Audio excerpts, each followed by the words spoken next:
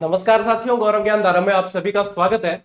आज का ये सेशन स्पेशली विद्यार्थियों के लिए, उनके लिए है जो 2026 और 27 में तैयारी कर रहे हैं, जिनमें बहुत सारे फ्रेशर्स स्टूडेंट तैयारी करने आ रहे हैं और बहुत सारे ऐसे स्टूडेंट हैं जिन्होंने तकरीबन 3 4 5 7 सालों से बहुत ज्यादा मेहनत की है, लेकिन सफलता का स्वाद अभी तक नहीं चख पाए हैं।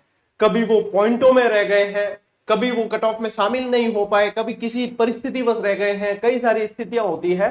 तो ऐसे में अब एडवांटेज किसको मिलेगा? तो दोनों के लिए ये गाइडेंस का सेशन है, जो फ्रेशर्स है उनके लिए भी और जो पुराने विद्यार्थी हैं जिन्होंने बहुत सारा अनुभव ले रखा है।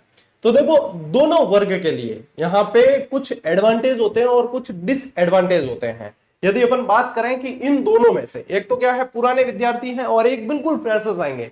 बिल्कुल फ्रेशर्स से मतलब है कि या तो उन्होंने 1 2 कंपटीशन एग्जाम दिए हैं या फिर हो सकता है पहला ही कंपटीशन एग्जाम देंगे।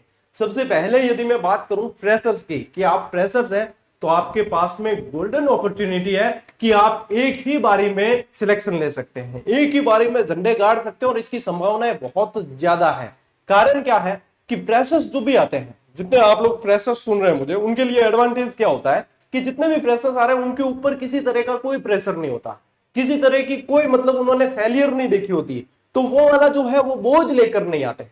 उन्हें जो भी पढ़ना है वो फ्रेश माइंड से पढ़ते हैं और पहली बार जो चीजें पढ़ी जाती है वो बहुत जल्दी याद होती है, क्योंकि उसके प्रति क्या होता है, हमारा दिमाग जो है ना वो रोचक मतलब तरीके से याद करता है। हमारे दिमाग को नई नई जानकारियां जो है जानने के लिए बहुत उत्साहित होता है हमारा माइंड, तो उसके अनुसार वो प्रिपरेशन करता है। अब नया विद्यार्थी मान लीजिए राजस्थान का परिचय पढ़ेगा, राजस्थान के परिचय में कई सारी चीजें, तो वो जैसे पढ़ेगा उसको इंटरेस्ट आएगा कि अब आगे और क्या होगा। मान लीजिए वो इतिहास पढ़ने लग गया तो उसे और इंटरेस्ट आएगा, वो और जानने की इच्छा रखेगा और उसके बाद में जो है वो उसे दोहरान करने के साथ साथ उसे जो है अंतर्मन में उतारने लगेगा। फ्रेशर्स विद्यार्थियों को ध्यान ये रखना है कि आप जैसे जैसे पढ़ते हैं तो पढ़ते पढ़ते जैसे आगे चले जाए उसको रिवाइज करते हुए चले साथ साथ, और आपके आसपास जो अनुभवी लोग हैं उनसे सलाह जरूर लेते रहे, क्योंकि उन्होंने सफलता नहीं देखी लेकिन उन्होंने अनुभव बहुत सारा लिया है। तो आप लोगों के लिए, फ्रेशर्स के लिए मैं यही कहना चाहूंगा कि जैसे पढ़ते हैं आपके लिए गोल्डन अपॉर्चुनिटी, क्योंकि आपको याद बहुत जल्दी होगा, आपके ऊपर किसी तरह की कोई चिंता या प्रेशर नहीं है आपके ऊपर, तो आप जो है अपनी परफॉर्मेंस बहुत जल्दी दे सकते हैं और बहुत ज्यादा चांस रहते हैं फ्रेशर्स विद्यार्थियों के चयनित होने के। तो इनके लिए बहुत बड़ा एडवांटेज है।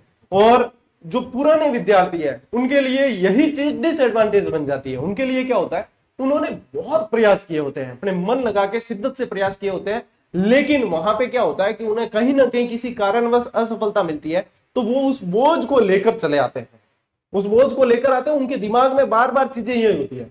दूसरी चीज की उनके लिए समस्या ये आती है कि उन्हें ये लगता है कि सारा कुछ पढ़ा हुआ है, उसे फिर से पढ़ने की इच्छा नहीं होती, उसे फिर से देखने की इच्छा नहीं होती, और देखते हैं और पढ़ते भी है तो क्या लगता है कि ये तो मुझे याद है, ये मेरे पढ़ा हुआ है, ये मैं अच्छे से कर जाऊंगा। लेकिन वहां पे जब सवाल आते हैं तो फिर वो वहां पे हमारा जो आकलन करने का स्तर होता है कि हमें ये चीज याद है, हम उसी को इग्नोर करके आ जाते हैं और वहीं से सवाल आ जाते हैं। तो जो पुराने विद्यार्थी हैं जिन्होंने कहीं ना कहीं योग्यता, देखो आपके अंदर भी खूब है, लेकिन कहीं ना कहीं असफलता देखी, अभी तक सफलता नहीं देखी, उन्हें क्या करने की जरूरत है, उन्हें यह मानकर तैयारी करनी है कि भैया पात्र खाली है। जब व्यक्ति सीखना चाहता है और सीखने की गुंजाइश रखता है तभी वह सीख पाता है। यदि उसे ये चीज दिमाग में आने लगती है, मुझे तो सब आ रहा है यार, मैं ऑलरेडी क्या सब कुछ जानता हूं, मुझे क्या जानने की जरूरत है, ठीक है कि हाँ किस्मत के मारे रहा हूं, तब जाके उसके असफल होने के चांसेस और बढ़ जाते हैं। तो आप जो पुराने विद्यार्थी जिन्होंने अनुभव बहुत सारा लिया, आपको सब पता है, आपको गाइडेंस की जरूरत ही नहीं है, आपको सब पता है क्या पढ़ना है क्या नहीं पढ़ना, कहां से सवाल आता है, किस तरीके का सवाल आता है, आपको बस उसे एग्जीक्यूट करना है। यानी कि आपको भी उतनी ही मेहनत करने की आवश्यकता है जितनी फ्रेशर्स कर रहे हैं। क्यों? क्योंकि ये फ्रेशर्स आगे निकल जाएंगे, क्योंकि ये रात दिन एक कर रहे हैं और अपने को तो पता है कि हमें तो सब कुछ आ रहा है, तो हम उसे रात दिन को एक करने में जुटते ही नहीं है कि हमें तो पता है। हम क्या सोचते हैं, हम खरगोश की तरह हैं जो हम बाद में आकर जो है आगे निकल जाएंगे कछुए से। तो वो वाली चीजें आप लोग नहीं करें। आप लोग ये मान के तैयारी करें कि पात्र हमारा जो है ना पूरा खाली है। यदि भरे हुए पात्र को और भरना चाहोगे तो वो छलकेगा और अंदर ज्ञान जा नहीं पाएगा। तो आप सिर्फ इतना करें पुराने विद्यार्थी कि हर चैप्टर को जब पढ़ने बैठे तो उसे इग्नोर नहीं करें, उसकी प्रत्येक लाइन को फिर से यूं करें कि याद करनी है मुझे, तो और अब आप लोगों को पता है कि पैटर्न चेंज हो गया है। नए विद्यार्थियों के लिए क्या एडवांटेज है कि अब उनके सामने जो पैटर्न उन्होंने मतलब जो प्रश्न अभी देख रहे हैं कि हाल ही में जैसे प्रश्न बने वो उसके अनुरूप ही पढ़ेंगे, नए सिरे से उसके अनुरूप ही पढ़ेंगे। और पुराने विद्यार्थियों को क्या होता है, इस सिचुएशन से इस सिचुएशन में माइग्रेट करना होता है, वहां पे समस्याएं आती है। जब हमें जो है एक परिस्थिति से दूसरी परिस्थिति में शिफ्ट करना होता है तब समस्याएं आती है। मैं आपको समस्याएं बता रहा हूं, समाधान बता रहा हूं। अब आप लोगों को भी पुरानी परिस्थितियों को भूल जाना है, नई परिस्थितियों के अनुसार आप जब भी जो कंटेंट पढ़ने बैठे तो इस तरीके से पढ़ने बैठे कि हाँ पूरी तरीके से मैं भी नया ही विद्यार्थी हूं, मुझे कुछ नहीं आता, तब जाके याद करने बैठे। कोई अनुच्छेद आ गए मान लीजिए राज्य व्यवस्था के सामने, तो आपको पता है कि भाई अनुच्छेद 165 में ये आना है, 170 में ये आना है, फिर भी आप ये मान के बैठे कि मुझे अभी कुछ याद नहीं है, फिर से उसे पढ़ें, फिर से याद करें और दोहरान करें, मनन करें आंख बंद करके कि हाँ ये चीज वाकई याद है या नहीं। ये जब कंठस्थ होगी चीजें, अब देखो सिर्फ ये नहीं है कि आपने पढ़ लिया और सिलेक्शन होगा, चीजें कंठस्थ होनी बहुत जरूरी है। तभी आप जो कथन कारण वाले सवाल है, सुमेलन वाले सवाल है, क्रम के अनुसार जमाने वाले हैं, आरोही अवरोही वाले सवाल हैं, उनके अनुरूप प्रदर्शन कर पाएंगे। यदि आपके मन में ये है कि ये तो मैं कर लूंगा, तो यदि ऐसी चीज आती है तो आप फिर प्रैक्टिस सेट मिलाइए, कहीं से भी अभ्यास कीजिए कि हाँ वास्तव में मैं निष्कर्ष तक पहुंच पा रहा हूं या नहीं, उत्तर तक पहुंच पा रहा हूं या नहीं। और प्रैक्टिस सेट मिलाने के लिए ज्यादा कुछ नहीं करना, आपको सिर्फ जो है PYQs देख लेना, यानी कि जो पेपर अभी हो चुके मान लीजिए रीट के, अभी तो आयोग ने आंसर की और पेपर भी जारी कर दिए, तो वहां से मिलान करके देख लें कि हाँ, और उस पैटर्न के अनुसार अपने आप को आगे बढ़ाकर लेकर चलें। फ्रेशर्स को इन अनुभवी लोगों के मतलब सलाह लेनी चाहिए, क्योंकि इन्होंने क्या है असफलताएं देखी है, इन्होंने ठोकरें खाई है। तो जरूरी नहीं है कि हर व्यक्ति खुद ठोकर खा के सीखे, जिन्होंने ठोकरें खाई है उससे भी सीख सकते हैं। और जो पुराने लोग हैं उनको इन फ्रेशर्स से क्या सीखने की आवश्यकता है, इनकी एनर्जी, इनके पढ़ने का तरीका, इनके पढ़ने का लेवल, इनकी सीटिंग पावर, इसको बीट करने की कोशिश करें कि हाँ हम भी जो है इस तरीके से पढ़ सकते हैं। और कहीं भी बैठे तो मतलब ये मान के बैठे कि हमें ज्ञान बिल्कुल नहीं है, ज्ञानी बनने की कोशिश नहीं करनी है। यदि हम ज्ञानी बनने की कोशिश करते हैं वहीं से हम पिछड़ना शुरू कर देते हैं, तो हमें ज्ञानी बनने की कोशिश नहीं करनी। हमें हमेशा अपने दिमाग को ऐसे रखना है कि मैं तो भैया सीखना चाहता हूं और दम लगा के सीखना चाहता हूं। बाकी जो फ्रेशर्स है और जो पुराने विद्यार्थी है, दोनों के लिए एक चीज मैं कह दूं, दुनिया से भर भर के नेगेटिविटी आएगी, नकारात्मकता इतनी आने वाली है कि आप लोग सोचोगे कि हमने तो इनका कुछ बिगाड़ा ही नहीं, हम तो हमारी तैयारी कर रहे हैं, इनका क्या जा रहा है, ये हमें जो है नकारात्मक बातें क्यों कह रहे हैं, ये ऐसे क्यों कह रहा है, तेरा सिलेक्शन नहीं हो सकता, कंपटीशन बहुत ज्यादा है, सिलेक्शन नहीं होगा। तो मैं उन लोगों के लिए सिर्फ एक ही बात कहना चाहूंगा कि दर्द देंगे वो सिसकियां देंगे, दर्द देंगे वो सिसकियां देंगे, तुम कागज वो कैंचियां देंगे। दर्द देंगे सिसकियां देंगे, तुम कागज वो कैंचियां देंगे, और आज जुगनुओं ने शराब पी ली है, अब जम के ये सूरज को गालियां देंगे।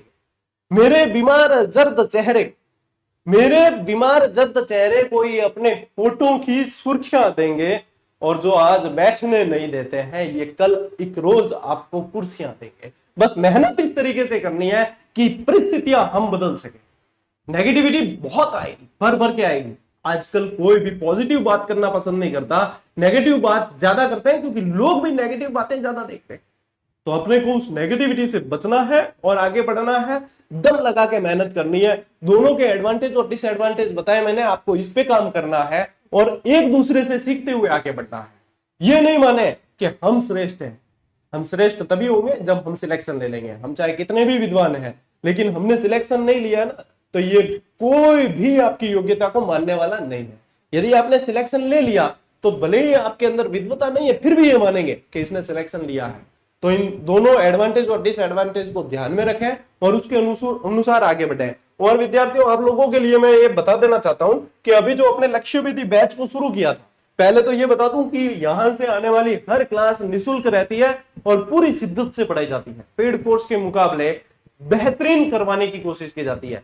तो ये वाला जो बैच है, इसमें मैं क्या पढ़ा रहा हूं, इसमें मैं आप लोगों को विश्व और भारत का जीके पढ़ा रहा हूं, ठीक है। क्योंकि मैंने राजस्थान जीके 4 बार कम से कम पूरी डिस्क्रिप्टिव तरीके से अपने इसी यूट्यूब चैनल गौरव ज्ञानधारा पे करवाया है, तो वहां से आप पढ़ सकते हैं। फिर भी मैं आप लोगों को बताऊं कि 1 अप्रैल से, क्योंकि 1 अप्रैल से क्या है, हमारे विद्यालय का समय चेंज हो जाता है, तो उसमें क्या होता है कि हमें फिर पूरा समय मिल पाता है। अभी तो हमारी बहुत ज्यादा व्यस्तता चलती है, तो 1 अप्रैल से आप लोगों के देखो ये बैच तो 9 मार्च से फिर अपन रीस्टार्ट करेंगे। इसकी 10 क्लासें मैं दे चुका हूं, लेकिन अभी जो है बहुत ज्यादा व्यस्तताएं थी तो इसको थोड़ी सी समय के लिए रोका गया था। ये 9 मार्च से अपन फिर से शुरू करेंगे, सोमवार से बहुत बेहतरीन तरीके से करवाने वाला हूं। और मैं इतना आश्वस्त हूं कि इसमें से सवाल बाहर आप लोगों के नहीं जाएगा, बिल्कुल डिटेल में चल रहे हैं अपन। फिर भी आप लोगों को बताऊं साथियों कि अपन जो है 1 अप्रैल से आप लोगों के लिए मैं 2 चीजें और करने वाला हूं। एक तो आप लोगों के लिए आरबीएसई 1 अप्रैल मतलब 1 अप्रैल के बाद हो सकता है 10 अप्रैल 15 अप्रैल से अपन शुरू कर ले। एक तो आपके आरबीएसई मैप करवाने वाला हूं 6 से 8 तक क्लासेस के माध्यम से, ठीक है, वो भी अपने इसी चैनल पे। और एक आप लोगों के राजस्थान जीके, ठीक है, इसका मैं सोच रहा हूं कि एक अब डेस्क्रिप्टिव तो मैंने बहुत पढ़ा लिया और एमसीक्यू बैच ले लिया जाए। क्या एमसीक्यू बैच ले लिया जाए? तो ये एमसीक्यू बैच कैसा होगा कि मान लीजिए एक सेशन में अपन जो है 15-20 प्रश्न देख रहे हैं और वो 15-20 प्रश्न चैप्टर वाइज देखे और उस चैप्टर वाइज के अनुसार भी अपन कौन से देखे जो नए पैटर्न से बन सकते हैं, सीधे सीधे नहीं। जैसे कि कथन कारण वाले देख लिए, सुमेलित वाले देख लिए, काल क्रमानुसार वाले देख लिए, असत्य कौन सा है वो वाले देख लिए। और ऐसे 15-20 क्वेश्चन का यदि नियमित रूप से डेली अभ्यास कर लिया जाए कि उनकी व्याख्या को भी समझा जाए, उसको जो है पूरी तरीके से चिंतन मनन किया जाए, तो मैं समझता हूं कि आने वाले परीक्षा में कैसा भी पैटर्न आ जाए तो विद्यार्थी पिछड़ नहीं सकता यदि इस लेवल की मेहनत की जाए तो। क्योंकि थोड़ा सा देखो हमारी भी समय की सहूलियत हो जाएगी ना, तो हम एफर्ट ज्यादा कर सकते हैं।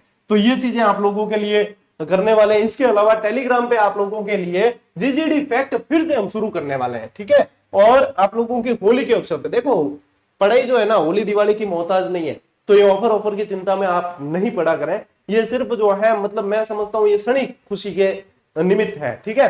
तो यहाँ पे इनकी चिंता न किया करें। आप कहीं भी इधर उधर देखते हैं कि हाँ बाजार सजे हुए हैं ऑफर, तो इनमें ना पड़ा करें। देखो अपन क्या करेंगे, अभी टेलीग्राम आप लोगों को सबको गौरव ज्ञान धारा के नाम से ही है, इसको ज्वाइन कर लेना है। आप लोगों के लिए जीजीडी फैक्ट तो हम फिर से शुरू करने वाले हैं, लेकिन आज दिन तक जितने जीजीडी फैक्ट आए हैं 1 नंबर से लगा के 500 तक तो जीजीडी फैक्ट आए और उसके बाद में 1 से लगा के 150 तक जीजीडी फैक्ट प्रो आए, यानी कि पूरा जीके समेट लिया हमने इसमें। और इसमें से सवाल तकरीबन बाहर नहीं जाते।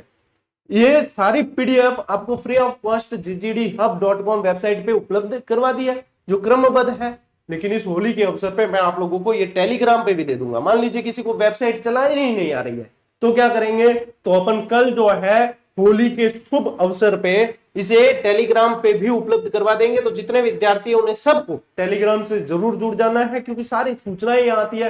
यहाँ सिर्फ और सिर्फ आपके काम की बात की जाती है। अरे मैं जो को आता ही कौन करा कि भाई तेरे घर में के बनाए हो, मेरे घर में के बनाए हो वाली बात कौन करा। तो सिर्फ और सिर्फ आप लोगों के लिए ही प्रयास किया जाता है, तो इससे जुड़ जाए। बाकी बहुत सारी चीजें जो है अपन इस सेशन में करने वाले हैं।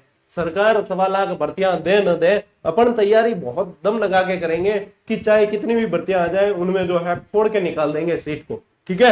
ये कॉन्फिडेंस लेवल रहना बहुत जरूरी है, क्योंकि मान लीजिए 10 सीटें आती है, वहां पे भी चयनित तो इंसान ही होते हैं, कोई देवता तो वहां पे आके चयनित होते नहीं है। तो कुल मिला के अपने को अपना सिलेक्शन चाहिए और उसके लिए क्या करना चाहिए उसके अनुरूप ही आगे बढ़ेंगे। बस ये सेशन इसी के लिए था। तो जितने फ्रेशर्स है और पुराने विद्यार्थी है, चिंता बिल्कुल नहीं करनी है। एक मंत्र है हकूनामा टाटा, यानी कि कोई चिंता नहीं, सिर्फ और सिर्फ मेहनत करनी है। चिंता के बादल सिर्फ मेहनत से हटाए जा सकते हैं, इसके अलावा इसका कोई रास्ता नहीं है। तो चिंता नहीं करनी है, मेहनत दम लगा के करनी है, ठीक है। टेलीग्राम से सभी जुड़ जाना और इस चैनल से यदि अभी तक आप सब्सक्राइब नहीं किए तो कर लें, क्योंकि बहुत सारे जो है नवाचार होने वाले हैं, ठीक है। चलिए मिलते हैं साथियों अगले वीडियो में, अगले सेशन में। तब तक के लिए राम राम, जय हिंद।